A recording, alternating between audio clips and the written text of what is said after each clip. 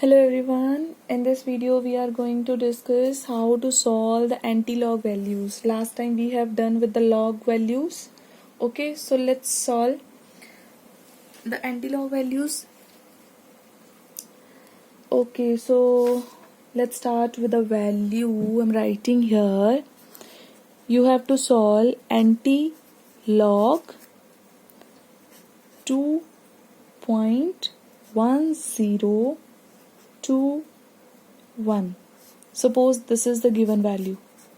Okay, एक example लेके बता रही हूँ. One is for positive value, another one is for negative value, and that's it. Okay, तो आपने एंटी लॉग वैल्यूज को कैसे सॉल्व करना है.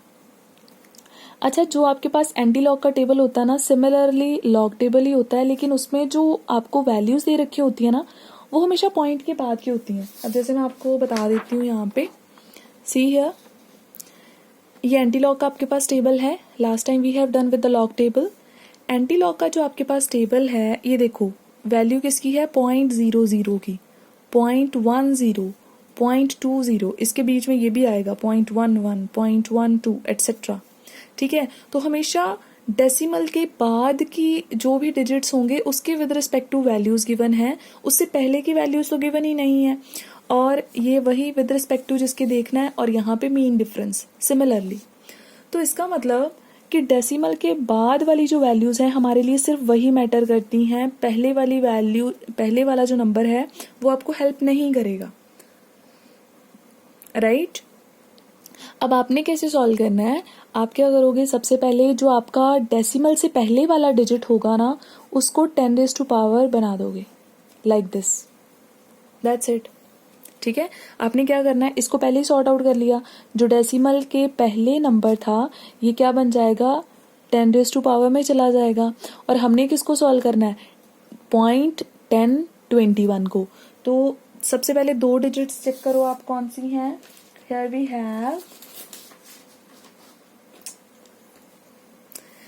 हैव 10.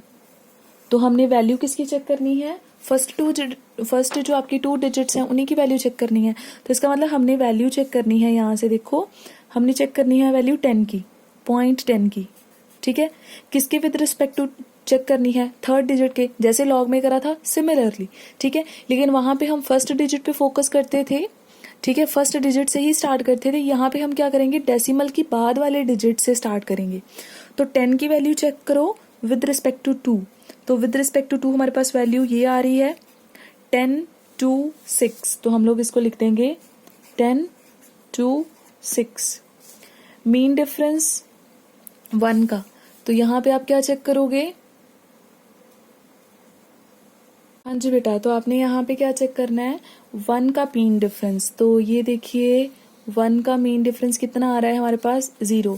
तो इसका मतलब हम क्या करेंगे, इसमें 0 को प्लस कर देंगे, हमारे पास आंसर क्या आ जाएगा, 1026 ही रहेगा. ठीक है, तो आपके पास बस ये वैल्यू आ गई. That's it.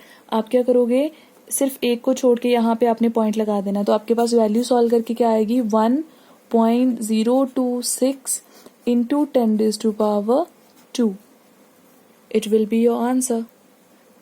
राइट, क्लियर हो गया सबको हमने कैसे सॉल्व करना है.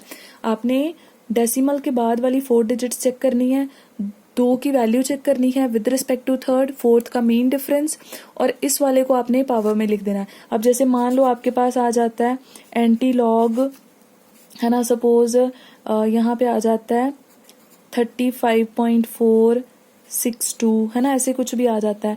तो आप इसको पावर में लिख दोगे और इसकी जो वैल्यू आपके टेबल से आएगी उसको यहाँ पे मेंशन कर दोगे.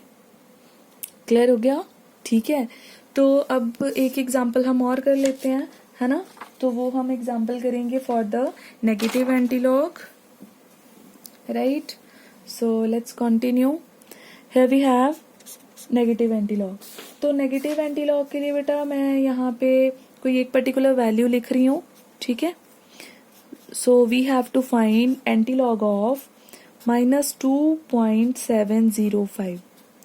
सपोज आपने इसका एंटी लॉग फाइंड आउट करना है. अब आपने यहाँ पे ना एक छोटा सा काम जो है वो पहले करना है. ठीक है, फिर आप वैल्यू को सॉल्व करने लायक बन जाओगे. तो आपने नेगेटिव वैल्यू को पहले थोड़ा सा जो है चेंज करना है. उसको आप क्या करोगे, आपके पास पॉइंट से पहले जो है नंबर उसको अलग लिख लोगे और जो डेसिमल के बाद है उसको जो है आप अलग से लिख लोगे। यही है, ऐसे करके लिख सकते हैं। -2 एंड -0.705 दोनों को लिख लिया, माइनस के साथ लिखना है। आपने क्या करना है, पहले वाले नंबर में से 1 को माइनस कर देना है, दूसरे वाले नंबर में आपने 1 को जो है वो प्लस कर देना है। जब आप इसको ऐसे करोगे तो आपके पास ये सॉल्व करके बन जाएगा -3 और ये सॉल्व करके आपके पास एक पॉजिटिव जो है वो नंबर आ जाएगा, लाइक दिस। क्लियर?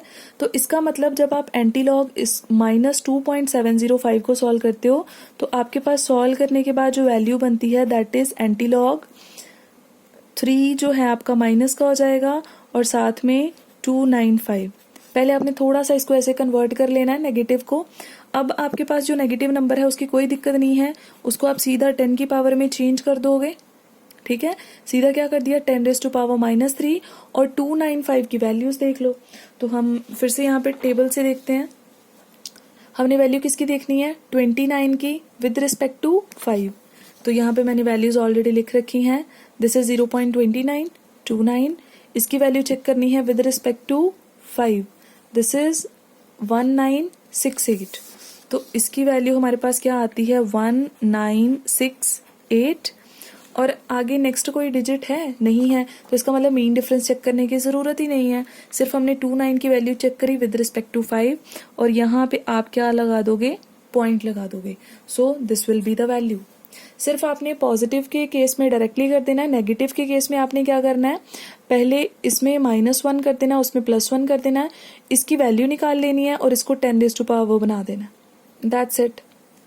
क्लियर हो गया?